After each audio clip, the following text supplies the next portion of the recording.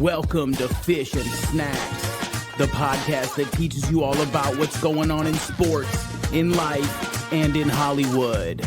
And now, how about a nice round of applause for Eric Fish Snyder and Brad Snacks Grunberg. Wow, that was fantastic. And look who's in the middle, ladies and gentlemen. Sam Crosby. Who? Hey, let me ask you a question. What's the correct pronunciation of your last name? Kwasman. Kwasman? Kwasman, right. I was going to change it to Quaalude, but it was too depressing. So. Oh, my God. Oh, buddy. Sorry about that. Fish, let me tell you about Sammy Boy. This guy I met at the Comedy Cabaret in Encino, California, LA Comedy Cabaret. This is where comedians went to do their material. Then they go over the hill, the Comedy Store, the Improv. Right. This guy was so nice to me. I mean, it was like, why are you so nice to me? He's just a humble guy. And there's been so many, he's going to tell great stories. This guy has had an incredible career. How many years and where did it start for you, Sam? Well, I was 11 and I got to do a play called Have I Got a Girl for You with Mark Richmond and Mabel Albertson. It didn't last long. So really, I started at the age of 19 in a show called Disney on Parade. And it was an arena touring show. You see it like Disney on Ice today. So what they skated, we ran. You know, we called ourselves Holiday on Wood. And Patrick Swayze was in it. No way. And, yeah, it was the Snow White unit. So he played, he was Prince Charming. I was the lead alligator in Fantasia. Go figure. Oh my God. What's the difference? You know? But that's where I got the job as the voice of Donald Duck. They needed a Donald Duck voice to do it live 10 to 14 shows a week. So not only was I a lead dancer, but I was also the voice of Donald Duck for the show. I did What's My Line and radio promos across the country. You know, What's My Line was very big back in 1971. Wow. Before anybody was born. It's funny. Fish was 25 back in. Yeah. Sammy, where did you go to high school? Are you from LA? Yeah, I was born in New York, but I was raised out here in LA. And first we were in the Watts area, and then there was a riot, so we moved to North Hollywood. And I got beat up every day in junior high school. Wow. So when we moved, I went to Grant High School. What? Hello? Grant. And you went to Grant? No. I graduated Grant. Yeah. Coldwater and Oxnard. Yeah. Yeah, that's me. Yeah, I was the highest pole vaulting Jew in the world because I was the only pole vaulting Jew in the world. Sammy, did you graduate with Tom Selleck? No, he was much older. He was in the early 60s. Yeah. And you know who else was there? The guy from the Monkees. Mickey Dolenz. Moosey Dryer. Toto, the band Toto. Moosey Dryer lived in my neighborhood. He lived in my condo complex. Yeah, it's small. It's funny. Being from LA, the three of us are from LA. Yeah. You always know someone that grew up next to. He went to University High School. I went to Samuel and this and that. I have to ask you real quick, because Brad's favorite comic, and I look at your resume. Brad's favorite comedian and person on the planet is Don Rickles. You did an episode of Bob Newhart, and Bob Newhart was Rickles' best friend. That's right. Which earned an Emmy nomination. Talk about working with Bob Newhart and his dry comedy. Well, I'll tell you, back then there were no cell phones and no internet. This is 1977, 78, like that. So there's an ad in Variety. They're looking for a ventriloquist. And in those days, I was at the Comedy Store doing my act. I had a little 6-minute bit with a dummy. But in those days, I was the dummy. Brad. So in those days, there were guys who came into the Comedy Store and wrote down your jokes, and the next week it would be on a sitcom. What? That true. This is true. You ask Jimmy Walker. Jimmy Walker and I had a whole conversation about this. JJ Jimmy Walker. Yeah. And I know, Mike. So Mitzi, the owner of the Comedy Store, banned these people from having notebooks and recorders and stuff. And so I read the ad. It sounds like somebody saw my act at the Comedy Store. So I called them up and I get the casting lady. I said, I see your ad. It sounds like my act. She says, well, why don't you come in and show us? So I go in, and there she is, and there's Glenn and Les Charles and Lloyd Garver, who wrote the episode, and I do my act, and they're laughing, and they're like, next thing I know, I got the job. So I come in. You got the job that they stole from you, writing down your jokes at the Comedy Store. Well, it turns out they didn't steal it from me, because what happened was I played a depressed ventriloquist who believed the dummy was real and wanted to leave the act, and it was so good. Bob said it was his favorite episode. Every year on his birthday, he would come out and go, they would say, what's your favorite episode? Oh, the ventriloquist. So I did talk to him a few months before he passed. Actually, he invited me to see him in Vegas at the Sands Hotel. So I took my girlfriend, my future wife, and we went to see Bob. And we went backstage. He gave us free tickets, by the dinner tickets. We got free dinner. So he was so kind. We go backstage, and my girlfriend goes over and talks to Jenny. She's pregnant with her 4th child. And I'm talking to Bob, and I don't know what to say to him, because I was a little overwhelmed. And yet I'd already worked with, Lucille Ball and Bob Preston. And, I'd already worked with, I did Hello Dolly with Martha Rayo as the lead dancer, the head waiter. No jokes. Wait, you're a Jew that dances? I was the only Jew with rhythm. Come on. So that's not true. Sammy Davis Jr. Well, yeah. Well, he had to convert. Come on. Oh my God, I was born that way. So my girlfriend goes over, and Ginny is pregnant with her 4th child, and talks about how they got stranded in the desert. He had to get to the Sands, and she's in a trailer with the kids, and they're in the middle of the desert, and there's no cell phones or anything. So anyway, a few months before he passed, I talked to Bob, and he didn't know anything about me. I told him I did Donald Duck. He goes, wow, you never told me your credit. I said, well, you're Bob. I'm not going to tell you. Back in 77, but I was going to be a semi-regular on the series. Bob, well, the show ended, so that was the end of that. That was going to be my big break. So what are you going to do? That's the thing about our business, Sam. It's like I've been a couple of blocks behind. Like I met John Favreau, and he goes, God, on this pilot. He goes, man, if I met you 6 months ago, I would have put you in Swingers. Yeah, I know. I mean, part of You talk about a ventriloquist that thinks that the dummy is real. That's how Brad feels working with me. Because I'm a dummy. I put him on my lap. Yes, and you make them talk. You stick your hand. Never mind. Yeah. No. Fingers do the Let's walk. not go there. Yeah. The fingers do. Yeah. It's that mustache, Sam. That mustache is just turned this guy. Sammy, how do you like my corno mustache? I'm playing it's great. Ron Jeremy in the Ron Jeremy story. You like that? I did not recognize you with the mustache. Thank you. It's usually the mustache below the waist for you. So anyway, big question: does the curtains match the drapes with drapes? You? Yeah. Unfortunately. So well, anyway, so a few months before he passed, I'm talking to Bob, and I said, your wife was pregnant with her 4th child. She had already passed on by that time when I talked to him. And he says, I have 3 grandchildren from that child. That's how long ago it was. Wow. And then he passed a few months after I talked to him. But he was thrilled to hear from me. And he tells me, I always talk about your episode. Yeah. So, how did you get in touch with him? Well, it's funny. I was on Facebook. Yeah. And there was a fake Bob Newhart site. So I sent the real Bob Newhart Facebook site. I sent him a message saying, I thought I was talking to you, and it turns out it's a fake thing. He calls me up. He says, Sam, it's Bob. He goes, did you really talk to this guy? I said, well, I was messaging. Well, he was going to take care of that. And he said, how have you been?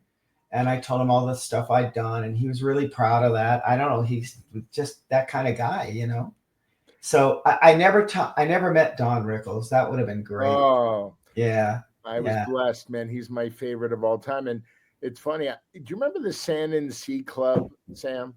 No. I do. Sand and Sea Club. Who cares about you? Sand and Sea Club. Okay, there was the Jonathan Club where they wouldn't allow Jews. That's right. Okay, then the Balboa Bay Club wouldn't allow Jews, Hispanics, blacks, all that. So the Jews said, "Hey, let's open our own." So they opened their own. I played paddle tennis. We were members there. And Don Rickles, when I was 7 years old, I saw him on the Tonight Show. I'm like, wait a minute, that's me. And I'm standing there. I'm 16 years old. My OP shorts on, my tank top. I look fantastic. I still wear those OP shorts. And Don gets out of the pool, and there was marble all around the pool. He was going up to his cabana, which was, a lot of money back then. And still is. And he slipped, and I grabbed him. And he goes, hey, thanks, kid. And he walks up, and I go, oh my God. Then as the years go on, my brother did a pilot with him called The Catch, and it was really good. He played the grandfather, and I worked with him. And then I went by where he lived. I stalked him like I'm stalking you, Sam. Get ready. And I left a letter, and he called me, and he taught me so much about being a person, being a comic. Comics are jealous people. Do you agree, Sam? Oh yeah. Mm-hmm. Yeah. And there was a lot of backstabbing in the comic store back in the 70s. Explain why. Hey, both of you're both comics. I don't understand that. Explain why comics are jealous people. Brad? Well, they're jealous of your success. I'll give you an example. I'm not going to mention any comics names, Carlos Mencia, but Miss Mencia. So I was at the LA Comedy Cabaret, and he went up there, but we worked on Friday and Saturday night. So you see on Friday, so he saw my act. I was the MC. I did my crowd work, whatever I did. And then, of course, on Saturday, I bring him up, and he does my bit. Okay, before I got to my bit. And then he walks up to me. Do you remember Sparky? Remember he looked like Danny Bonaducci? I don't know. Yeah. Uh-huh. So they walk up to me and they go, hey, Johnny Cocktails, we saw that commercial. That wasn't a national, was it? I go, no. What are you kidding me? I don't get those. It was a small regional in Oregon. It was a big time national. Mm-hmm. And then he lit up like a Christmas tree. Like his eyes got wide. I go, good. He didn't say good, but he walked away. That's what it is. Like, Sam, NBC just signed you to a sitcom back in the day, Yeah. I'm happy. I go, Sam, fantastic. Congratulations. Yeah. I co-starred opposite Annie Potts in a pilot called Hollywood High with Kim Langford and John Megna, who played the little boy in that Gregory Peck movie where he's a lawyer and defends a black man. What the hell's the name of that movie? Great movie. Great movie. He's the odd kid in there. And he's so nice. And he passed away early. And so we were next door to Chico and the Man in rehearsal. And let's see, we were talking about what we were talking about. Comics being jealous. Yeah, we were next door to the Tonight Show. So, we could go over and say hello to the guests and all that, and you couldn't talk to Johnny. So that was what I did. I did this pilot and it didn't go anywhere, but it spent 3 weeks and we went through 5 scripts. So I had to memorize 5 scripts in 3 days, 3 weeks. So it was good, but they kept Annie, then they kept Kim, and they let us all go and they tried to redo another pilot. So what are you going to do? That's disaster. It's kind of like a script. When they start reshoots of the ending or whatever, you're in big trouble. And I played a bad Fonzie. I was even called Dr. Bad. And, Fonzie. And it's like, I can't get away from this Fonzie character because it's written that way, Right. And so that's what happened, Can you give us some of your voices? Can you sure. for us? Let me introduce you, ladies and gentlemen, coming to the stage, a good friend of mine. We went to high school together. He's so humble. He's so nice. How about a nice hand for Sam Kwasman? Yeah, thank you. Sam, what am I applauding for? Yeah, I got the voice of Donald Duck at 19. Wow.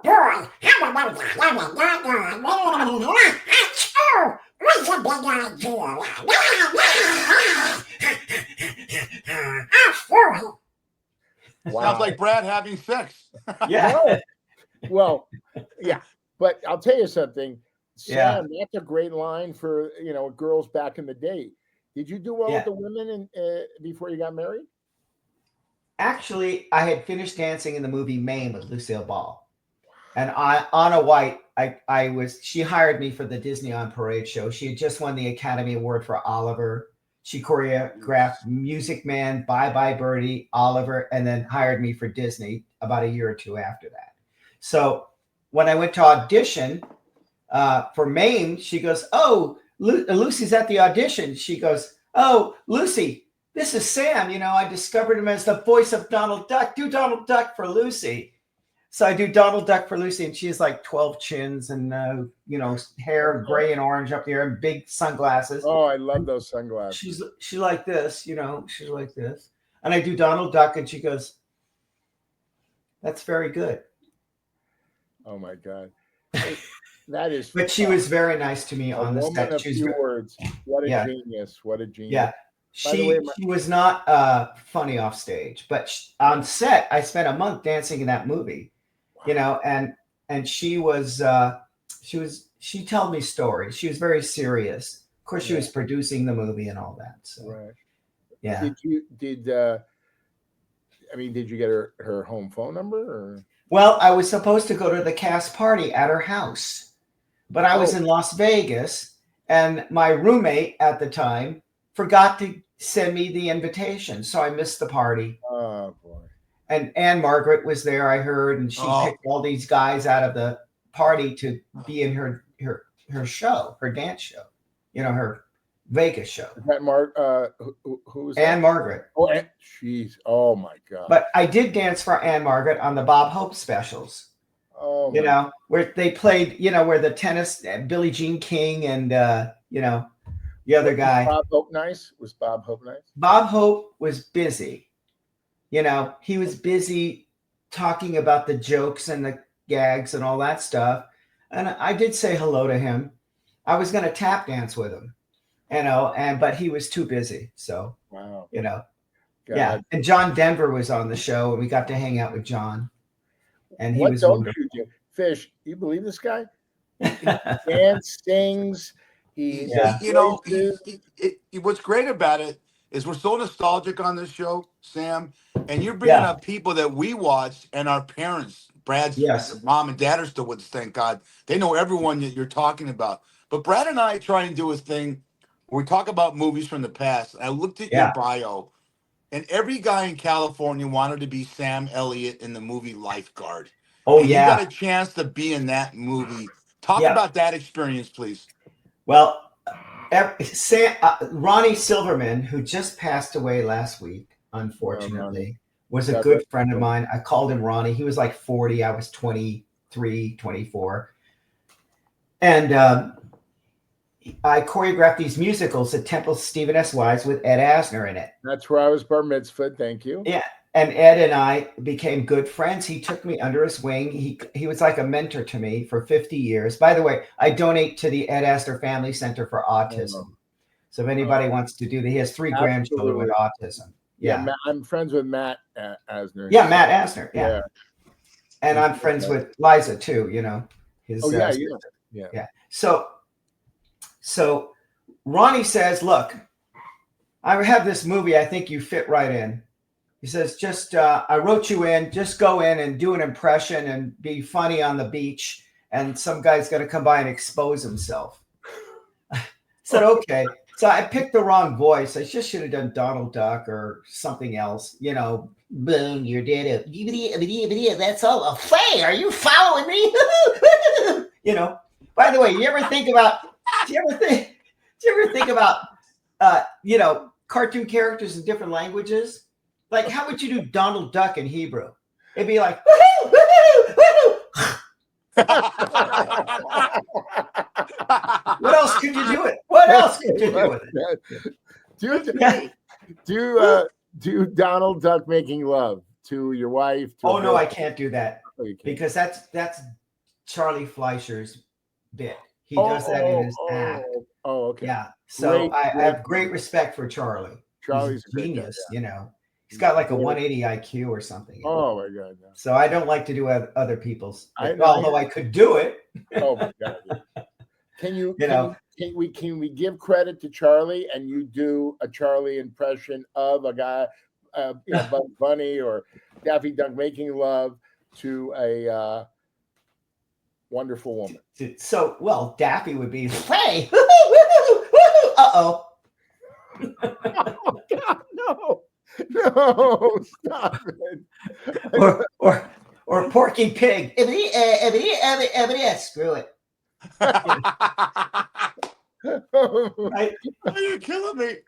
Have you ever worked with Mel Brooks? No, I turned down Blazing Saddles. Don't hit me. What? On the movie Mame, my friend Wade comes over to me and says, you want to do a movie? It's called Black Bart. I go, yeah.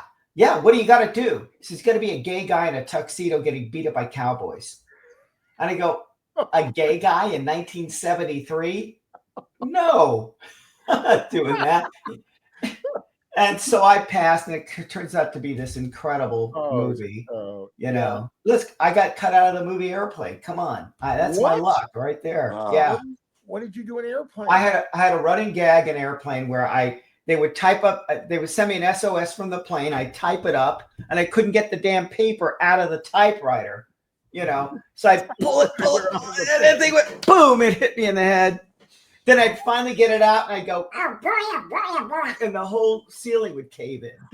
Oh my! And you filmed that? How many days did it take you to film that? 1 day, half a day, and then the Zucker brothers. They directed the Zucker brothers, and I'm friends with Pat Proft and those guys. And I hear from David Zucker on Facebook and all that. These guys were just geniuses. They're just brilliant. I mean, they did the Naked Gun series and all that stuff. Yeah.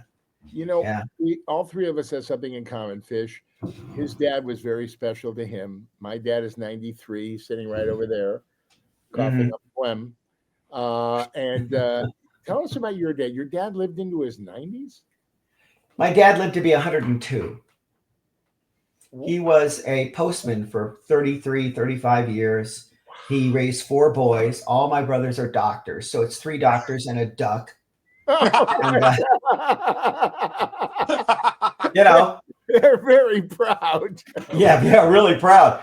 Hey, your brother's my oldest brother speaks 10 languages.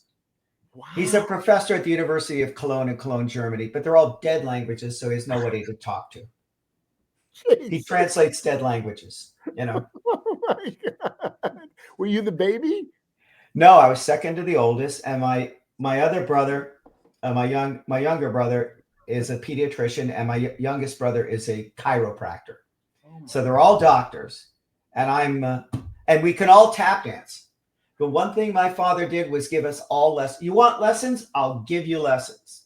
You want violin lessons, piano lessons, tap dance lessons, acting, anything. That's what he spent his money on. He would not, as far as toys go and crap. No. But you want to learn something? That's what he. What was your dad's name? His name was Jaime. Tell Jaime and Gussie.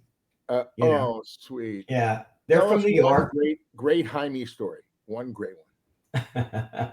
One great Jaime story. Gee, that's hard to remember. What would be a good. How about when? I'll tell you one. I was at the Jewish Home for the Aged, out in Woodland Hills. Yes. And I was stage managing a play called The Women, and William Shatner's wife was in it. I guess his second or third or fourth, I don't know. And who shows up but the great crooner from the 1920s with the megaphone. His wife was in the play.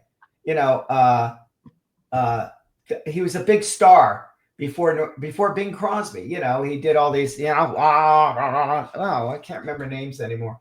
Anyway, my parents come to see the show. We go back for the party afterwards, and my mother meets this icon of the 20s and 30s.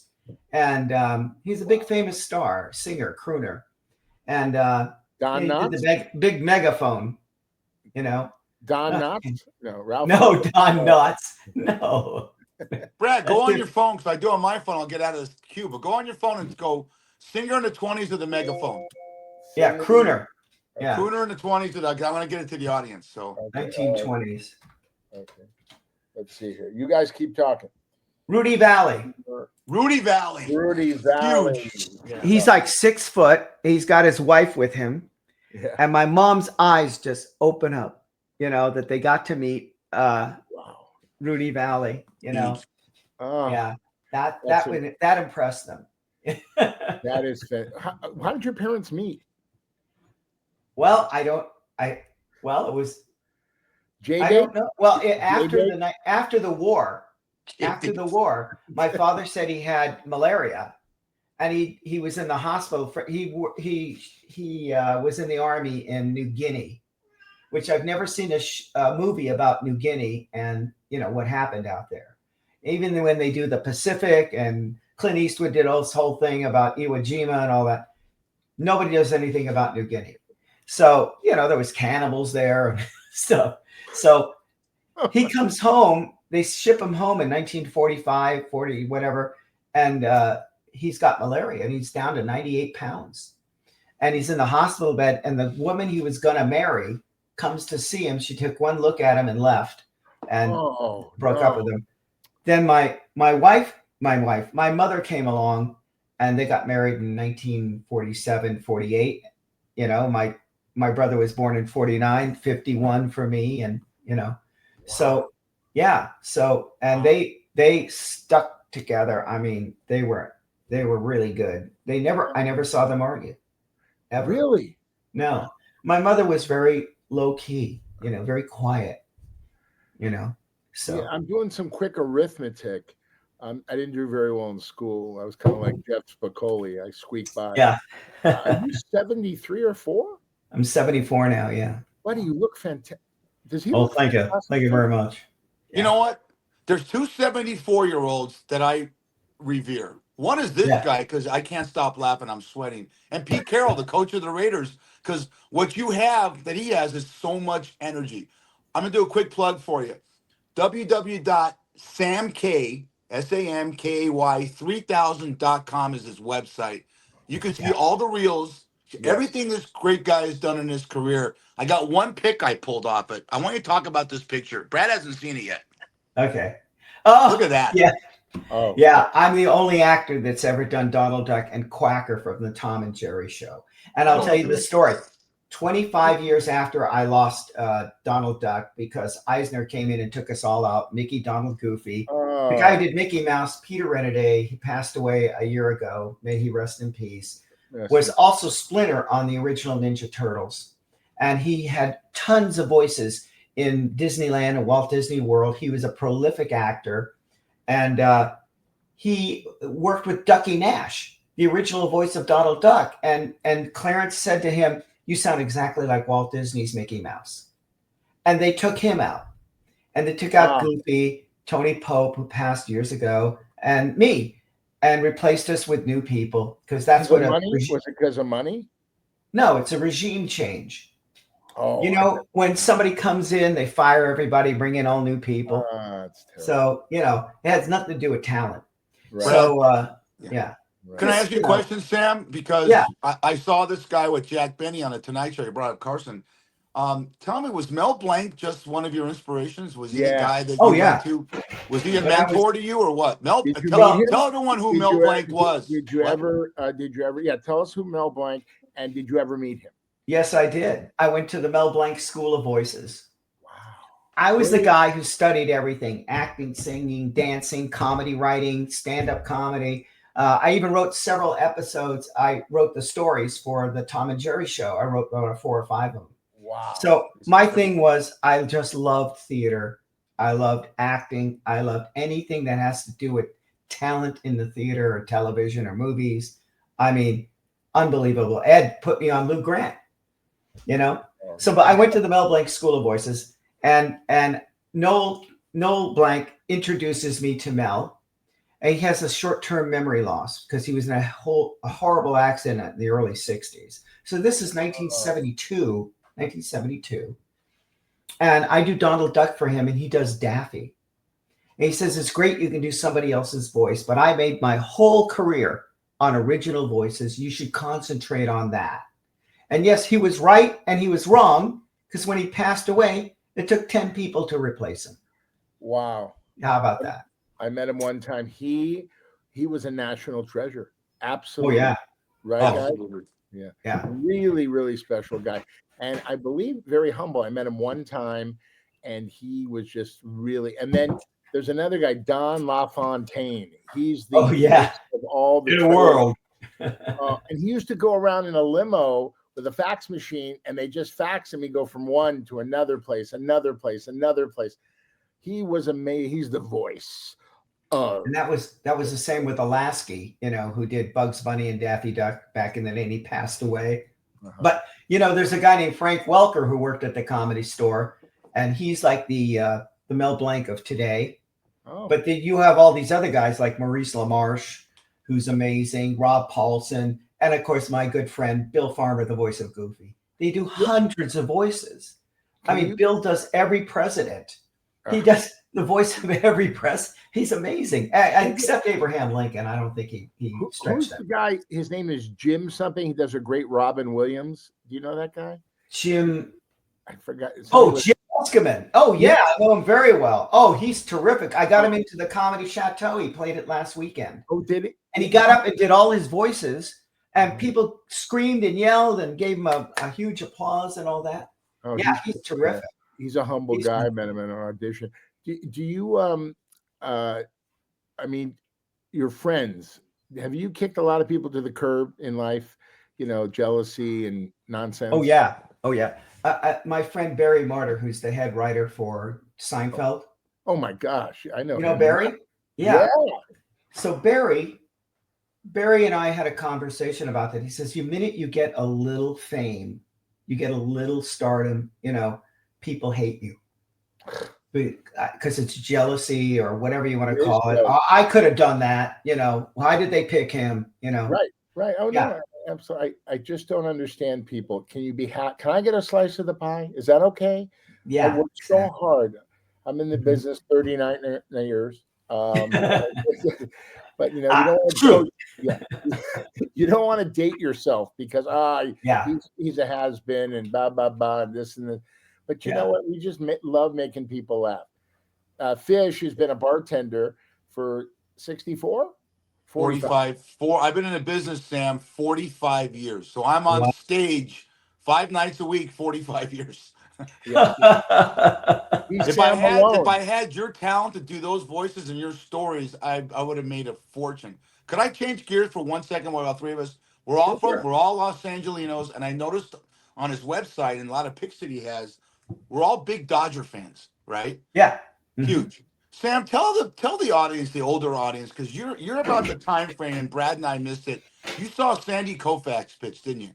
Yeah. Mm-hmm. How was that? How was those Dodger teams back then? Well, that's the true baseball, I thought, back in that era. Well, my father wouldn't pay for tickets, so Surprise. we had to watch him on TV, and he was phenomenal. I mean, you just sat there. And my father's a big baseball fan. He used to play sandlot baseball when he was younger, and he pitched a no-hitter against semi-professional baseball players, guys who were going up to the big leagues. And so he was a left-hander. He was a lefty. And I still have his mitt, which is this big, thick thing, 3 fingers, and I have it somewhere in the garage somewhere. Is that where all the magic happens, Sammy? In that office right there? You do a lot of interviews. Do you do voiceovers from home? Or Yes, I do. As a matter of fact, I just got a video game where I play a little purple ball, and I had to make up the language. It was all gibberish, so it's all like.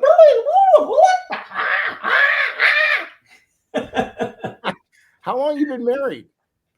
Well, unfortunately, my wife passed 20 years ago. This is the 20th anniversary, and she worked at Warner Records, and she was this beautiful thing. I met her right after I did MAME, and that was it. So I had this girlfriend from the age of 23 to 50. She passed at 53. So anyway, we had a great life. We have 2 children. Oh my God. I'm still paying for them. Are you still the father? Did the DNA test come back? Yeah, I'm the father. You are the father. Every Father's Day, I watch Maury, whatever his name is. Maury Amsterdam? No, Maury Povich. Povich, the Polish guy. Maury Povich. And I just watch it on Father's Day so he can say, "You are not the father." I mean, everybody. We have a segment on our show. We've already asked you about your first audition. We want to know, tell our younger audience a movie that you love. Either you were in it or not in it, but we've done this for all our shows. What is your favorite comedy, drama? Give us your favorite. Go, hit Netflix, go to Tubi, whatever, and find this movie. What is it? Well, Singing in the Rain was probably that's the one thing that I really wanted to be like that, like Gene Kelly, Fred Astaire, because I could do it, sing, dance, and act. And the other one was like these great, tremendously beautiful dramas like Casablanca and, some of these great films of today, even, some stuff that really impresses you, Sure. Go ahead. Sorry. Go ahead. No. And the other question is, what would you tell your younger self about your career, about living life, 74 and going strong? Never turn down work. I turned down a couple of things. I was Mad TV and I thought I was being used as an extra. And my friend said, if you're don't be an extra. Wait, the correct vernacular, background artist. Yes, background. And I thought that's what I was. But we did a sketch called it was where Brockovich the musical. And Mo Collins is Brockovich, and I'm the old drunken attorney, dancing attorney. Oh no! So I become the dancer, drunken dancer, and she's, I hand her the crap, that's the tainted water and all that, and it's just blue stuff, and they asked me to come back, and I said I thought I was an extra, so I said no, and big mistake, because they were going to start to give me more and more parts to do, and I didn't realize it. I got bad advice. But when you say never turn down work, okay? Right. I was given some advice. No is okay, because then they'll come back maybe with some more money, or they'll do it your way, that kind of thing. I've said yes to so much. I've done so many free gigs, but then, no good deed goes unpunished, as my grandma used to say, But this was a paid gig, and you should say no when it's really awful, like some stuff that they tell you want to do. You want to be in a porn movie? No. That happened to Fish. He thought it was a straight movie, but it was gay for pay. Right? Remember that? Yeah. Never turn down a job. Yeah. A gay bartender, which I love the gays because I love the gays. Because I know. Yeah. So how did I get that time at the LA Comedy Cabaret? So it's a tough thing to say no, because once I said no to Mad TV, that was it. They never called me again. So that's why, you make mistakes in this world. And it was actually a good gig because these guys were really creative, talented improv guys. Did you ever think of writing a book? No, I never thought I was that big a deal to write a book about my life. Although I did a lot of summer stock. I did Hello Dolly with Martha Raye. What? Maggie. You had to call her Maggie. I was the lead dancer. I was the head waiter. No jokes, Brad. So the head waiter. And opening night, she was so talented. She was Bette Midler before there was a Bette Midler. She was amazing. I'm standing there singing the opening number, Hello Dolly, and I get pinched on the ass. I mean, it hurt. I turn around. It's Maggie. It's Martha Raye. Bent down like this going, shh, here. She gives me her card. It says Maggie, third person to do Hello Dolly on Broadway. But she was amazing. She sang like Ella Fitzgerald.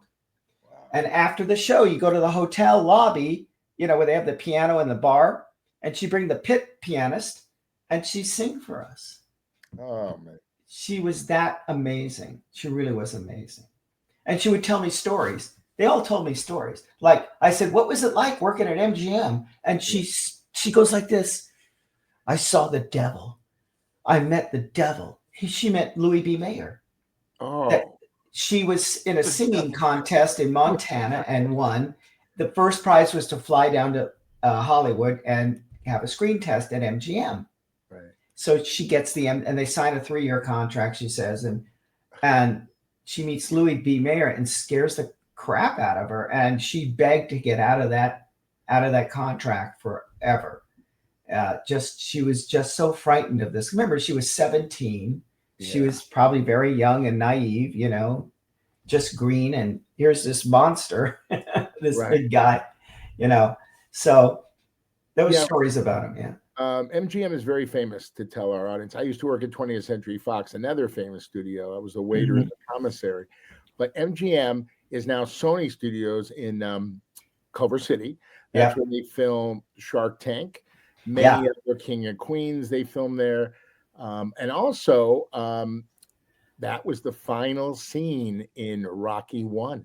Remember, with Apollo Creed? That was filmed there in the biggest studio, the biggest stage, and that's where they filmed Shark Tank. And I know Mark Cuban, who's a fantastic guy. He had me down. I watched like 10 shows. It was so much fun. Yeah. Wow. Great. I mean, Sam, please find a job. I will. I'm trying. I have a real estate business because acting paid so well. Oh my God! Oh, great! How's the real estate market in LA? It's picking up now. I'm getting a lot of condos, and condos are suffering. The market is plummeting, and not plummeting, but in condos it's going down, and homes are being reduced in price right now.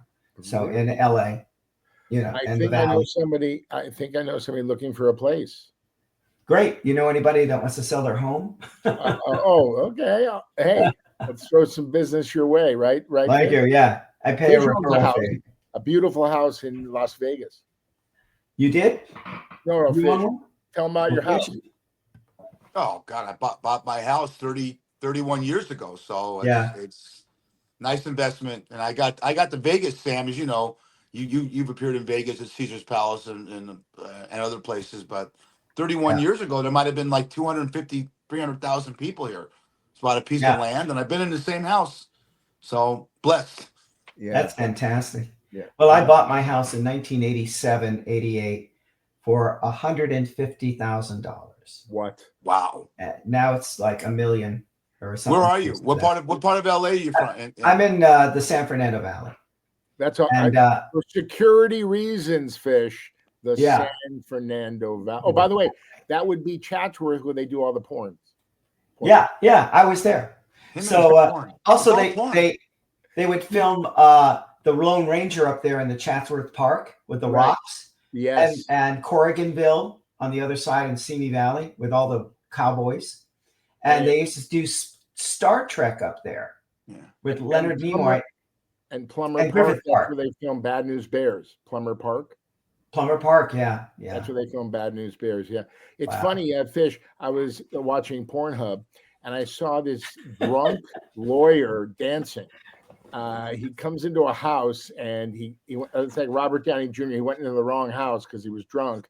And then all of a sudden, they go, "What the fuck is your problem?" He goes, "Oh, is this the Snyder house?" He goes, "No, get the fuck out of here." And you danced, and then you danced out. It was unbelievable, Sam. You were fantastic. That went over big.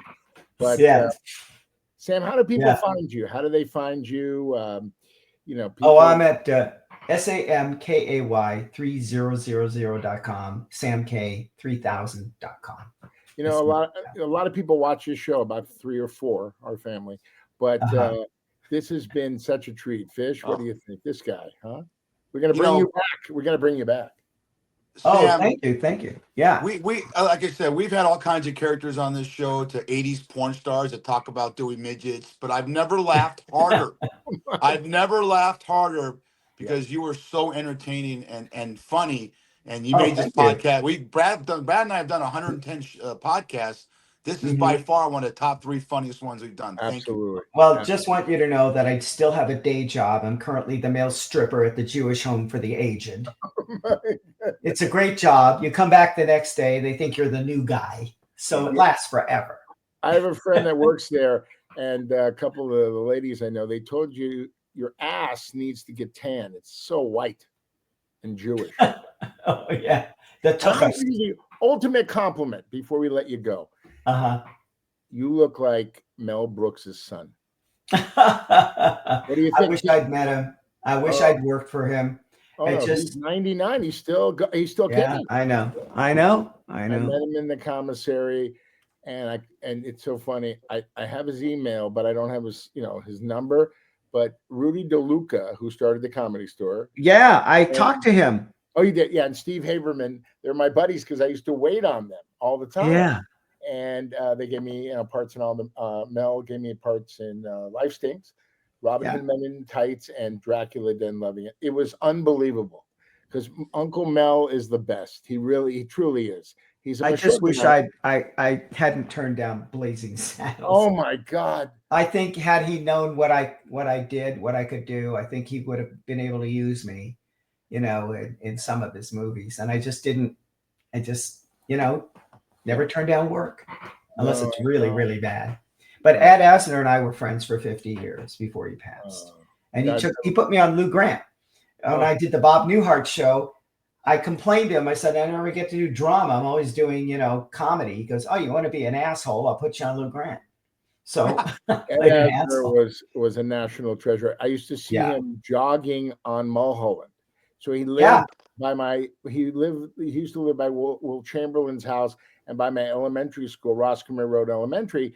I'd always see him jogging, like 3 hours of the morning. And I'm like, who's that? Oh, that's Ed Asner.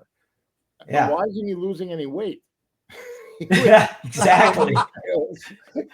and Martha Ray lived there on Roscommere. Oh, she lived on Roscommere Road. Yeah. Oh.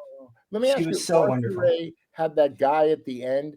He did love her, but it was a weird dynamic there with her. Yeah, I don't know anything about that. Yeah. But when I'd send her a Christmas card, I'd get a response immediately. I get a card back from her signed by her and all that. Buddy. Yeah. So hey Sam, thanks for being on the show. You gotta please. Oh, I never did Little Quacker from Tom and Jerry. Do it. Let's do it. So he sounds like this. He's a very innocent duck. He just came out of the shell. So he's bright-eyed and bushy-tailed, and he says, "Oh, oh boy, oh, nobody loves me." It's the same damn voice. Come on. Do you ever use that voice when you're showing homes or condos? No, I keep them separate. Okay. Separate, because selling homes or being with a client is like close-up comedy. Yeah, you just make them happy and laugh and show that there's joy in buying and selling homes. Not always. Let's do a shout out. Do you work for yourself or with one of the big companies? Oh, I work for Rodeo Realty in Studio City and in Northridge. That's Rodeo great. Realty. Oh, and Beverly Hills. Hello. Yeah, I sold a few homes in Beverly Hills. I sold a condo for $2.1 million there. What? Yeah. The average age was 80 and up. Oh, yeah. So the minute you left, they'd forget who you were. So you're a big macher. You're a big macher. Ladies and gentlemen, Sam Kwasman. Thank you very much. I love you. Brad, when are we going to do lunch? We're going to do lunch like they say in Hollywood. You're in Vegas, though. Sorry. No. Okay, wherever I am. No, come on in. Yeah. Yeah, no, we'll get together for lunch. Absolutely. We'll do it. No, I'm not in Vegas. I'm in LA. Fish is in Vegas. Yeah. Fish is in Vegas. That's what I meant. That's what I know. Otherwise, you could come too, Fish. Stop. Put down the Manischewitz. Hello. What? Put down the Manischewitz wine. It's early. That's what I used to say to women. The more you drink, the better I look. Never Thanks, were. buddy. We love you. Okay. We'll see you soon. Bye-bye. See you later. Bye-bye. That's all, folks. Oh, my gosh. Did I find a good one? Did I find a good one, Fish? It's a team. Still laughing. I can't. Look at me, man. Fuck. Hang on. Wait a minute. I got to get my football magazine out that I've been reading because the season starts in 3 weeks. Yeah. Tell me. Let's talk. I'm doing this. Wait. Let me do this because I was laughing so hard. I mean, wonderful. I mean, a lot of those voices that he does, the Donald Duck and the Tommy Quacker and all that stuff, doesn't that sound like a lot of women that you and I had in the 80s when they got done with us? And they're trying to get out of that's what they sound like on the phone when you try and call them for a second date. Yeah. Phenomenal, Brad. You did this guy is the circle of all the people he knew, and he could bring up people, Rudy Valley, and my God, he's so sweet, but he's so down to earth and humble. You see him; he doesn't talk about himself only because, like, he doesn't really do a lot of podcasts. I said, please do mine, buddy. I've been friends for 35 years. He goes, for you, I'll do it. Yeah, I'd love to. And he was phenomenal, wasn't he? It was. So Brad is doing a lot of stuff, and we're going to show a little video later of that beautiful hat he has on. You're finally getting a chance to meet Nanny Klein, ladies and gentlemen, in about 7 minutes. But Brad cast me in the first thing he's doing. He's got a small movie going. I got my first fucking part, and look what he cast me as. This is me. Let's see. Oh. Man, your method, man. Your method. Yeah. Look at Thanks a lot, Brad. Fish, we need you on the toilet, but he gets my face out of there. I mean, are you kidding me? How about a tanning bed? How about a tanning bed? Oh, God. Look at those legs are white as a ghost. Oh, God. I mean, thanks. Thanks a lot. Kind of like Sam at the Jewish Home for the Aged in Woodland Hills dancing for the ladies. Can you imagine that? Can you imagine that comedy when you go in there and he's what a character. Wow, it's a shame that that's the one thing, Fish, that's the one thing about life. You live your life and then they put you in a home like that, which is a fantastic place to live. I've been there. But again, they get bored. It's the same thing, 3 meals a day. There was a place called Westwood Horizons in Westwood, and I used to go visit my aunt there. And I remember like walking in, I was young. I was probably like, 14, 15, no, about 16. And all the people who are they eat breakfast, then they wait for lunch, and then they wait for dinner. They light up if they saw a young person. I go over and, I always went over there for the ice cream social at 2:00. Of course. I went to Emerson Junior High, so I'd come over. Oh my gosh. It was fun. It was really high stakes. And hopefully I can go over there today because it's still there and sell. Some people though, like my father-in-law said, if something happens, you got to put. I want to go in assisted living, and one of my dear friends, Bruce, just put his mom there, and she said, "Why didn't you do this years ago?" Because some people can live in that situation. They want to be around other people their age, and some people, I mean, God, you're doing God's work, taking care of Jerry and Sandy, and they're in a great place with that. But I get it. They gave you life. You gotta take care of them. That's my listen. I was very close to my grandma. I'm really close. My mom always said, take care of my mother. Be good. And I went beyond. I enjoyed being with her more than she enjoyed being with me. And whatever I asked her to do, she did. And that's the thing. Call your parents. Call your grandparents. See them. Don't just call them. It's so important, right? Let's talk sports. We say it on every show. Yeah. We're trying to get a message out there besides a homeforspot.com. We talk about the great work we do with animals and we Molly's challenge, the bullying. Yeah. But the one message I would get across, and I don't care if the audience doesn't like it I do, but is that I don't have my grandparents anymore. Okay, they're gone. My last grandparent died in 2002. Wow. But I would give every one of my limbs to have 5 minutes with all, each one of the 4. Especially my grandfather, Lenny, who I was very close with. He died August 7th, 1983, and I got a lot of my personality, which stinks, from him. But, it is what it is. You have grandparents out there, and even your parents, man. Get the stories. Look at the stories I just got from a guy that's only 9 years older than I am. And look at his life. Look at the stories. Everyone's got stories. This guy next to me's got great stories from the business. I have great stories. If we talk to people, maybe we can, cheer them up with some of the crazy stories that we had. Absolutely. And, I just wanted to plug my little side hustle called My Life Soup to Nuts. A good buddy of mine, Jordan Deck, who lives in Phoenix, him and I came up with an idea where we film your grandparents and they talk about their life, and we put pictures in there and also, or your parents, because in 10 years you put it in there and it makes you smile. It makes you laugh, because a lot of people, they don't even, if they're in a cemetery, they don't go visit the plot.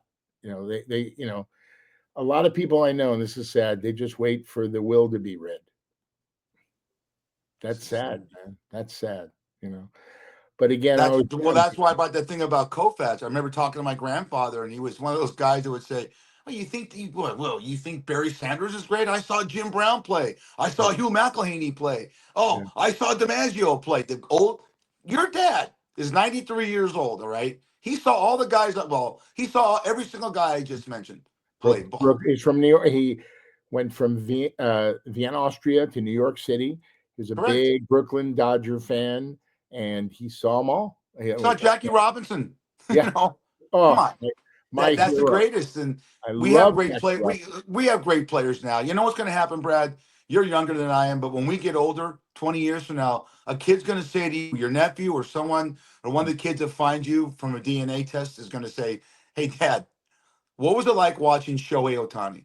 Because of what we're watching right now with the guy that could. The other day, real quick to segue, he threw 5 scoreless innings with 9 strikeouts. He comes up the inning after that, he stopped pitching, hit the 2-run homer to win the game. These are memories that we can share with the younger people. And you know what? That's what it's all about, is sharing these memories, correct? It's what life's about. You live your life. You have ups and downs. And my dad has always taught me, if you have a bad day today, overnight, clean slate, you start early the next morning. And that's how life is. Depression's a lot of depression going on now because of everything that's happening. But you know what? If you're breathing, you're ahead of the game, baby. Oh, absolutely. And the world is a quagmire right now, but we have sport. What does quagmire mean? What does quagmire mean? Quagmire means it's like it feels like there's a fire all around the world right now. And we're and maybe Fish and Snacks could put some of that water on the fire. I'm excited. The preseason football, there's a whole slate of games today. The college football starts in 3 weeks from today, so I have a huge erection over that. Then pro football. What's an erection? What's an erection? What's an erection? What does that mean? Well, you should know. Look at that mustache. You have one right now. By the way, I need a huge shout out to my nephew, Justin Holvey, 29 today, and he's working tonight, the Ram game for preseason. Yeah, there he is. Justin, we love you. You're doing great with the Rams, I heard. I talked to the owner. He likes you when he waves at you when he walks by you. Hey, Brad, talk about striptease. Let me get this video in before we get out of here. All right, striptease with the beautiful Demi Moore. She was so nice to me on the set. I did that in Fort Lauderdale in 1996. And my first premiere, I took my best friend, my grandma, Nanny, Helen Nanny Klein, everybody. And we're on the red carpet talking to Extra. Here we go.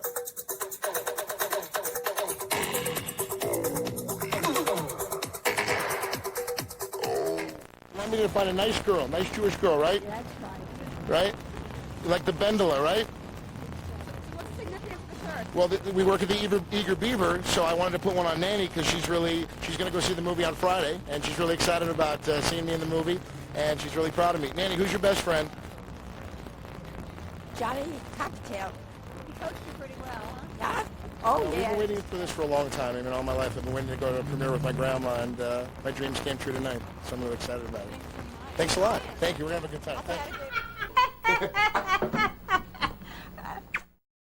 Boy, that's the first time I've ever seen her. Oh, my God. And she's like, Johnny Cock. Look at you, man. That's the guy I met, 32, 33. That's exactly what Brad looked like when we did the Johnny Cocktails pilot for Fox. What a sweetheart.